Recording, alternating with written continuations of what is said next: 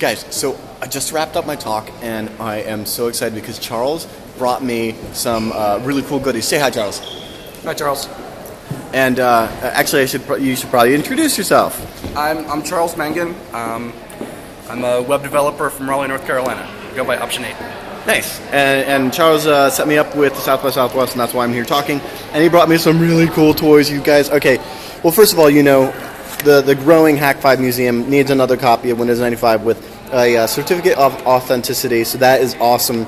And this poster, I'm going to roll it out and show you guys later because it's just kind of not the place to do it right now, but oh my god, I'm super freaked about that. But dude, tell me about this floppy disk. This is a floppy. It's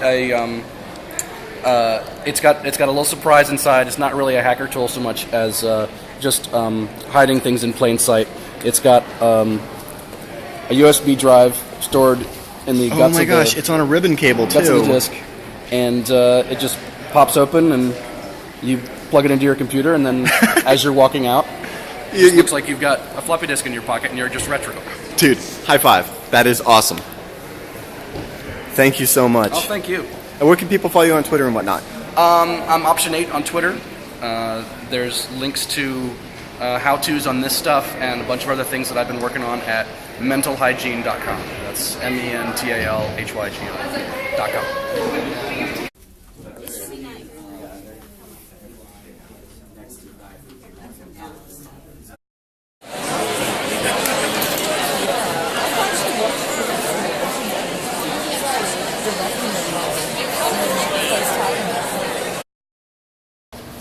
Guys, guess who I ran into? It's Declan McCullagh from CNET. Hey, Declan. Hey there. What's up?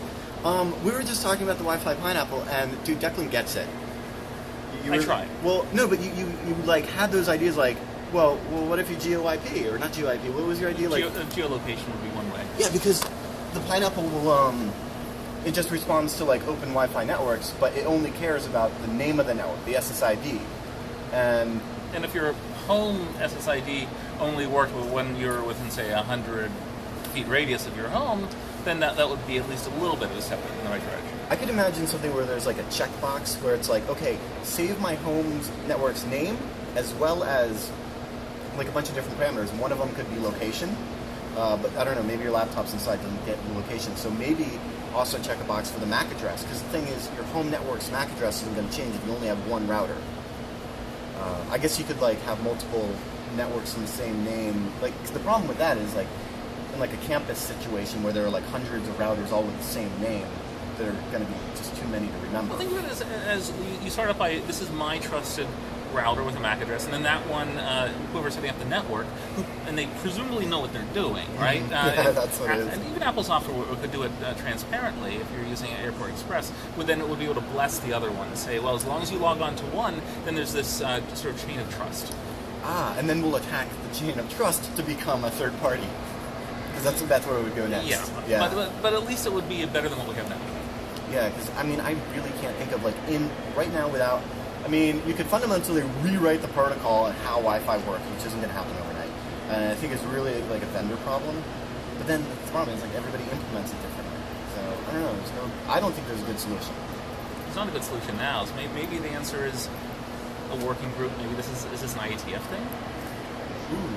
Well, that's the thing, is because IEEE, they're just like, look, we just make the specs. You know, here are the control frames, here's how management frames work, here's the spectrum thing. They're just concerned about making the radios work, period. They're not really, in fact, when it comes to Wi-Fi security, like WEP, WPA, they're not responsible for that. And so in other words, things get fixed when it's someone's problem. Right now it's everyone's problem or nobody's problem. It's not actually somebody's problem. Yeah. I guess who's going to own up to it, you know? And the problem is, like, even if you do step up and say, hey, I've got a great solution for this, nobody will want to adopt it if it means that the user has to do a couple of extra steps. So business model for you, keep embarrassing companies and then start a trade association that can join you for maybe $100,000 a year. There we go. And then you'll convene a working group that fixes the problem. So, you hear that? Just email me, Darren@hack5.org, when you have hundreds of thousands of dollars to give me.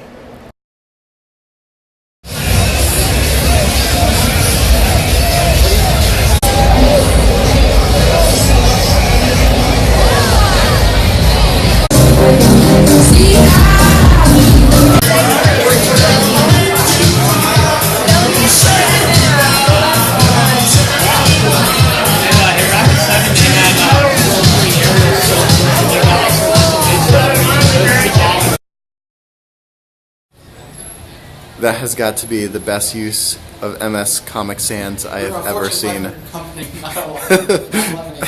I actually saw a police vehicle that had MS Comic Sans on. No, it was a hazmat vehicle at the Chevron station, and it said hazmat in Comic Sans. This is beautiful.